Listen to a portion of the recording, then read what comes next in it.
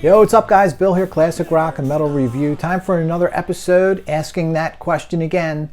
Love you long time? This one for Anthrax's Fistful of Metal, 1984, Megaforce Records release. Album that, as the title of the show suggests, I loved back in the day. My collecting the past 5 years is at levels it hasn't been since I was a teen, basically. Which was spending almost all my extra money on albums. So grabbing a bunch of albums recently that I mostly never had, but a lot also that I reacquired, that I used to have. Got rid of them for one reason or another. And haven't heard them in decades, all of these. It's probably in the 30-year area that I haven't heard a lot of these albums. And no different with this one. And we'll go over that, but it's been about at least 25 years and probably closer to 30. So, as I said, used to love it back in the day. It's really interesting kind of comparing the memories of things with what happens now. Of course, tastes change. But you know what? In some cases, this is the 10th episode, I actually like the albums more than I remembered. So it really can go either way. Of course, we'll go through some basic band history like we always do. I'll give you my history with the album, just to give you some perspective on how I used to feel about it, how I got into it in the first place. Then the track-by-track thoughts on the album. And then ask the question, do I love you a long time? I've given this thing 5 listens in the last 3 or 4 weeks. So it's gotten its fair chance, its fair shake for sure. Just the fact that I've listened to it that many times shows you I really at least like it. But let's see if we can hit an 8.5. And again, I decided to rate the songs, I think during the 4th listen, 5th listen, just sort of listen again just to back it up.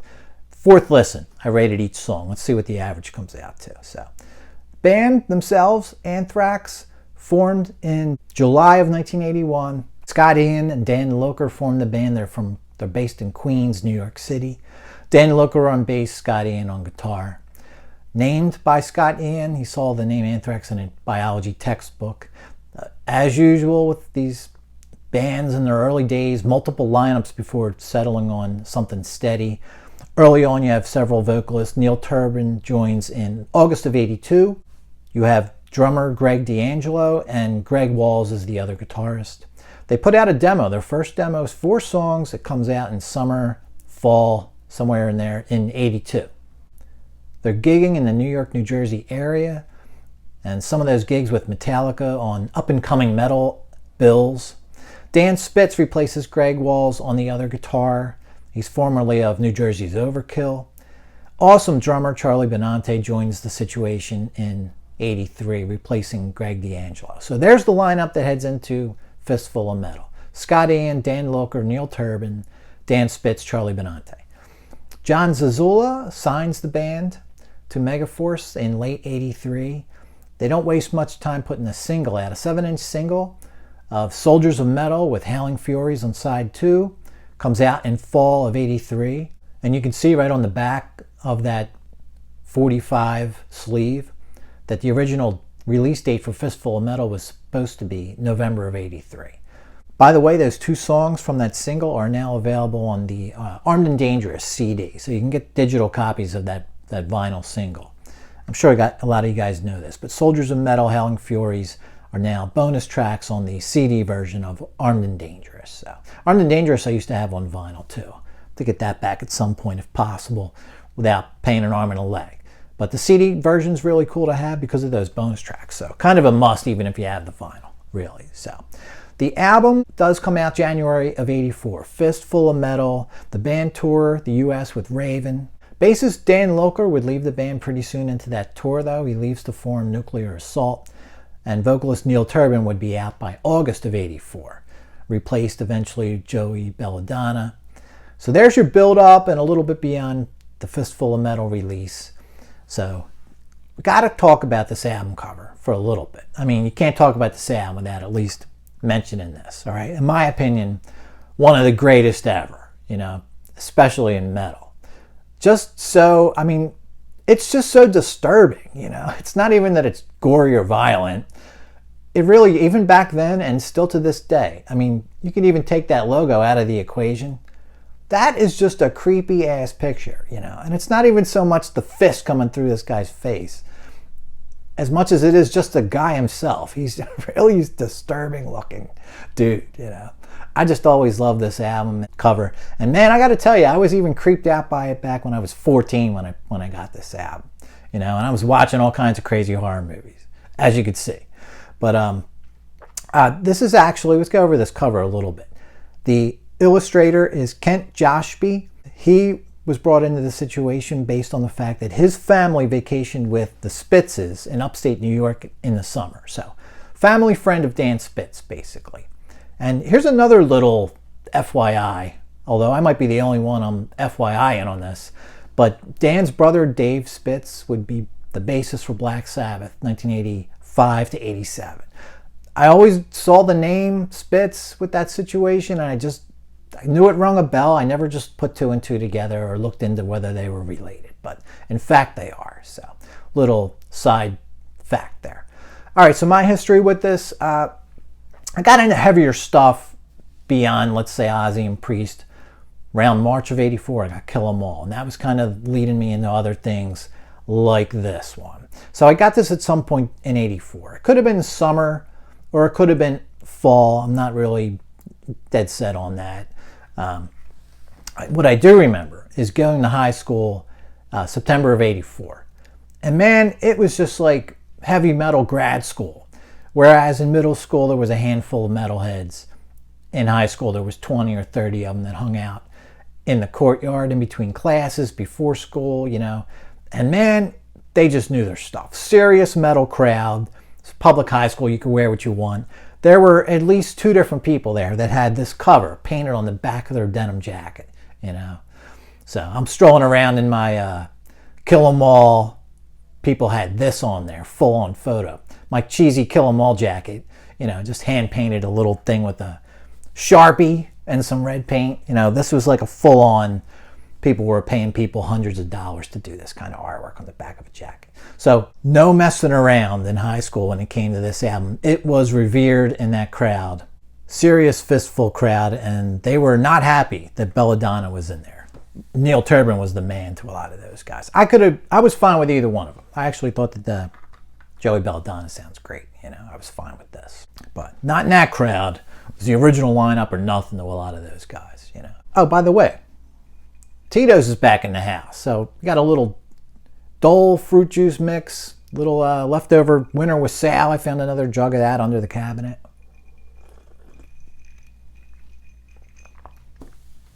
Oh, yeah. Every morning should start with some of that. All right, where was I? All right, so like I said, an album that I thought was, let's say 8.5. So let's get into it as an overview to what I recall about this album, just in general, that it was really heavy, and that meant a lot back then, you know. No ballads to speak of or any kind of dull moments at all. So that kind of factored in as making it part of what made it great. Metal Thrashin' Mad. That was such a great song. I loved that so much. That was definitely my favorite song on here. And I really liked I'm 18. I had no I thought it was actually a great version of that song. Overall, otherwise, I thought it was really good, but I did remember myself sometimes, maybe once I got used to this album, I had it on 4 or 5 times. I would sometimes take off side 2. Put on side 2 and yank it off after 2 or 3 songs. So I can't even tell you why. That's just how I felt. I didn't get super into side 2 of it.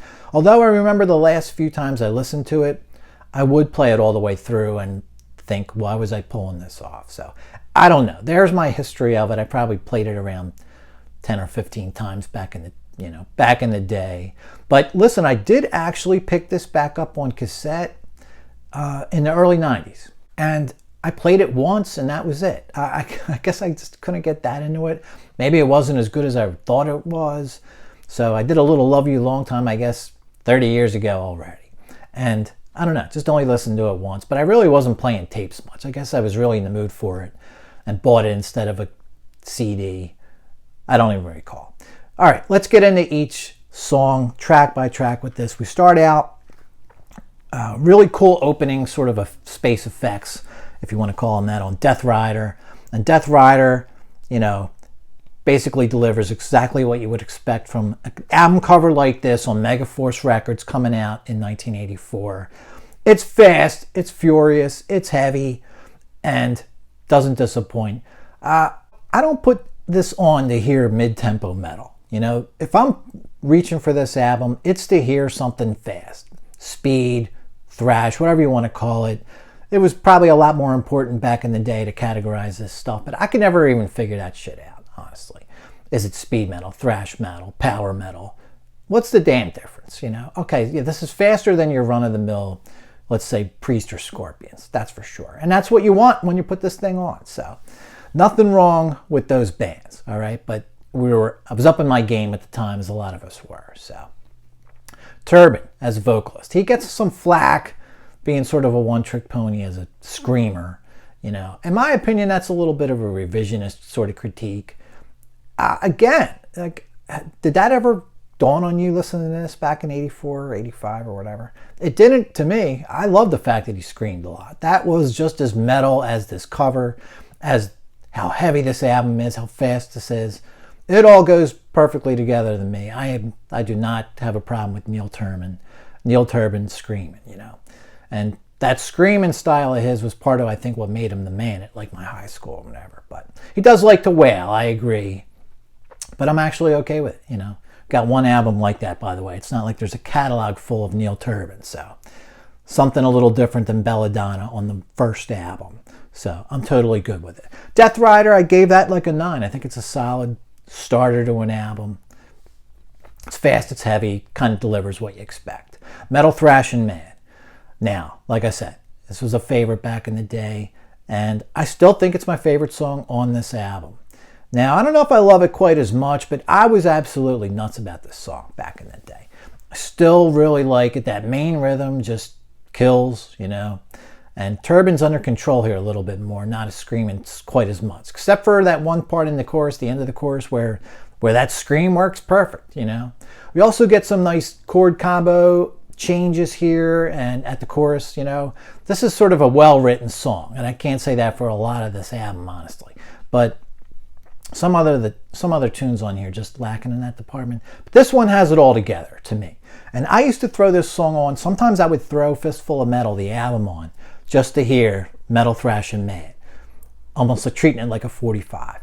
It's like I needed my fix of that song. That's how much I dug it. So I'm still going to give it a 10. I probably don't love it. It probably doesn't go to 11 like it used to. But I'll give it a 10 for sure. Now, third up, I'm 18. Guys, you may think I'm crazy. I think this is one of the best cover versions ever. I just have no problem with this being an Alice Cooper song in the first place. You know, I'm admittedly not a huge Alice Cooper fan, but I do know this song really well. It was all over the radio. You know, this, School's Out. There was a handful of songs we heard all the time growing up.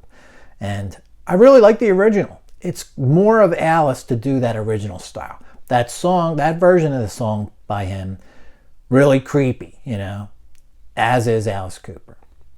But I think it translates incredibly well to a real heavy song, you know. Anthrax doesn't try to do too much with it here. They do speed it up a bit, but the song arrangement is exactly the same. I think they do a great job doing a classic rock cover here, basically. I'll give this one a 10 also. Fourth song on the album, Panic. Now here's one I recall not liking a whole lot at first, and then eventually starting to like quite a bit. So now I think I'm kind of reverting a little bit to my original feelings about this song. It's heavy, it's fast, it delivers in that area, you know, but sort of these predictable passages with the guitar, and then they repeat, and you just kind of get the feeling they're going to repeat, and then they do. And I'm not just talking about the fact that I heard the album 15 or so times back in the day. They're just, that's what happens when you hear these songs. You know, there's several songs on here I don't remember how they're going to go next. Now, this would be one where it's easy to get a feeling of what's coming up. So it's okay. It's decent, actually. But it's, you know, not a lot here where it's like I need a repeat listen ASAP or anything. So I gave Panic a 7. It's okay. Subjugator next to end side 1. And I used to have the vinyl, of course. Another, could just kill myself over all these albums I used to have, man. We'll be talking about that in a soon upcoming episode. Some vinyl I saw recently that I used to have.